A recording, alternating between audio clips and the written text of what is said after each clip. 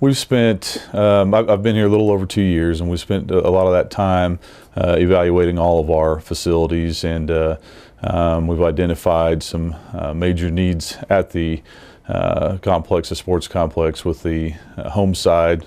We've taken care of a few projects that need to be done within the playing surfaces with the track and even some sidewalk on the south side of the track, but a major focus is on the home side. We found that the bleachers we currently have are aging.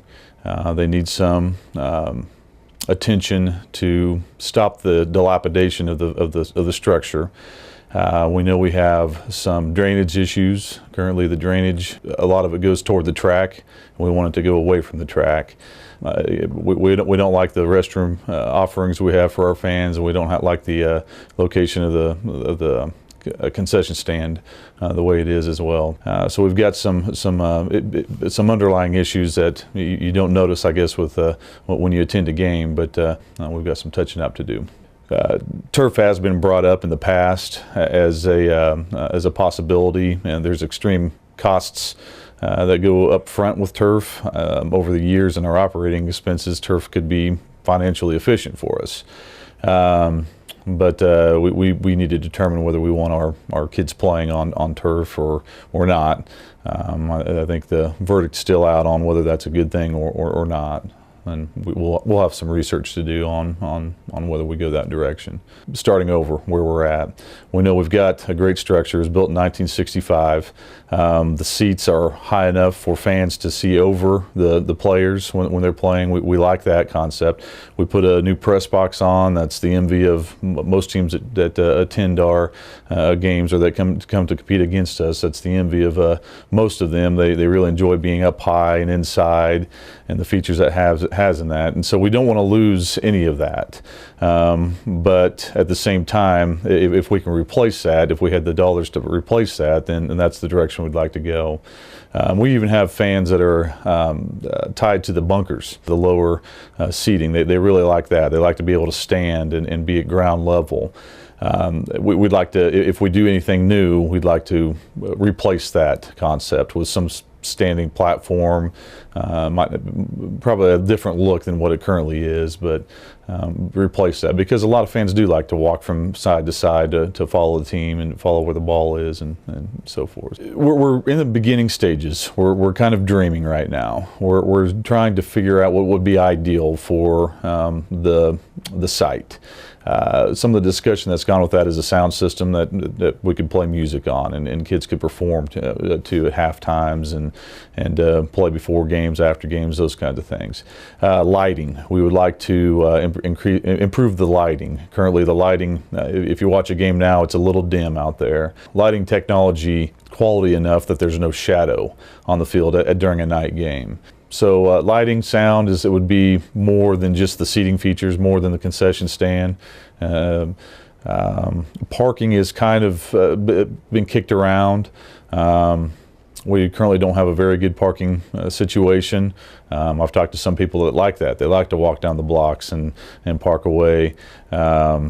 Entry to the games, ticket booths. Our ticket booth on the west side is really shoddy compared to the one on the south side. And we've talked about even changing the location of the ticket booth to have a north side and a south side, and instead of encouraging people to clutter that back side of the bleachers, move the entries to the north and the south would be a good possibility too. So I'd say we're still in the early phases of this. We just want to look at opportunity to provide the best for our patrons attending the game and have some pride in the facility down there. Honestly, we've got priorities all over, and to prioritize them from most important to least important is we're not to that point yet. We are looking at gym size as well too, or gym availability as well. Currently we have 3 gyms. None of those gyms can, for example, put more than 2 wrestling mats on them and allow seating for fans. When we have a great wrestling program, we'd like to be able to put 3, possibly 4 down and to host an event or have a larger competition. Basketball practices, it's difficult to go side to side and have 2 full courts in any of our gyms. I think the elementary is probably our closest offering to having suitable practice space. But the gym size is more than about athletics or the programs we have.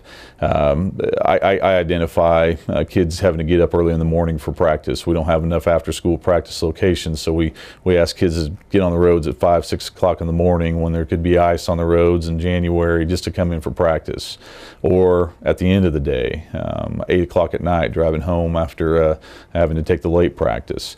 The safety issues that we're forced into, or we're causing because we're forced into due to lack of gym space, is a major concern for me.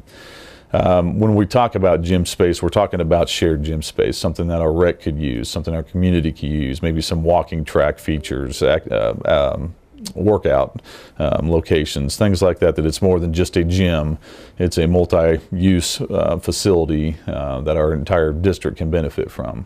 From the community center standpoint, something the community could use, we've partnered with the county and the city and other sectors in the community on something that could be a shared facility. We've gone out and looked at other communities that have done this.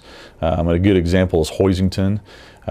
Every location that we've looked at, the school owns the facility because it tends to be mostly used for school, for practices, games, and things like that.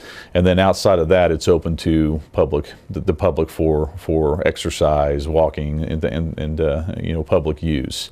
That seems to be the best model. We would benefit from the school owning the facility with shared use on top of that. There's a lot to a timeline that would address facility issues. On top of the football track location and the gymnasium location, we still are worried about number of classrooms in the elementary. We're worried about the condition of the middle school. We're worried about safety features in all buildings. Entry to the high school is a perfect example. And dilapidation of all buildings. When we talked to the Board of Education for our timeline, we weren't interested in targeting a date. We were interested in putting in place the steps it takes to get to that date. So currently we are taking board tours around the district, and with those board tours we've asked some invited guests to come along with us. And as they come along with us, we're pointing out the needs we feel like we're seeing, and the wishes or the visions that we have for the future along with that, and asking for input. We're going to continue that process. I'm going to assume for the next 3 or 4 months, I'd guess, and we're going to let those conversations dictate the next step. To anticipate the next step, I'd say after that we would try to do some town hall style meetings, get 30, 40, 50 people in, share the ideas, take them through the schools, answer questions about taxes, how it would impact taxes, how we would afford it, pay it off, when we could move in, the impact on school. So the timeline is pretty lengthy.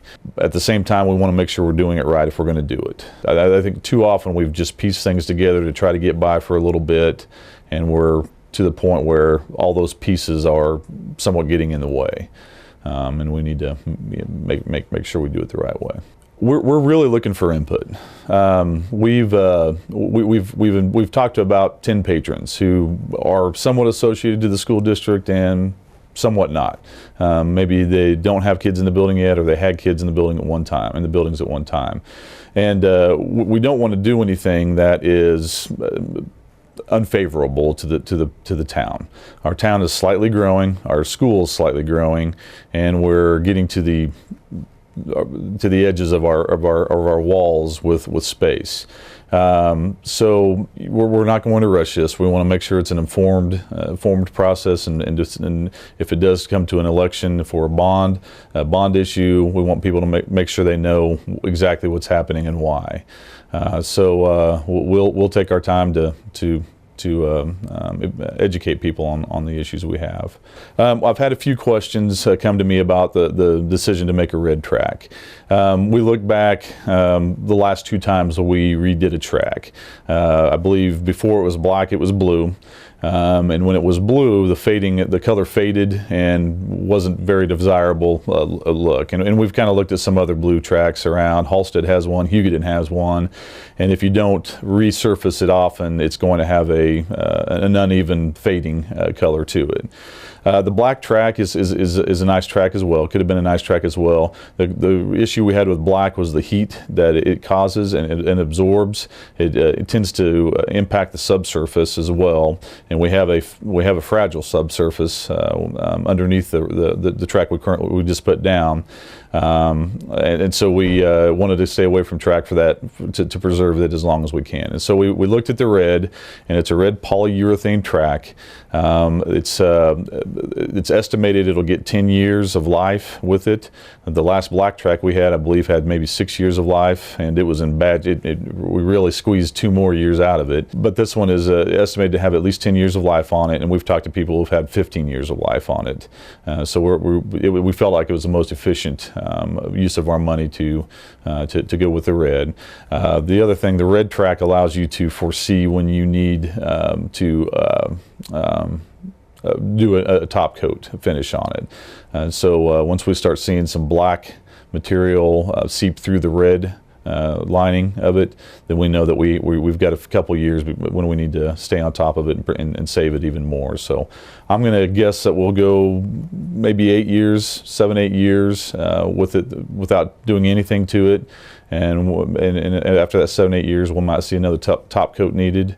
And then hopefully we'll get another 7 or 8 years out of that before we have to do something even more in depth with a subsurface. So it's a great track. It's I haven't tried out every lane yet, but I've tried out a few yards in a couple of the lanes. So, but yeah, it's a great surface.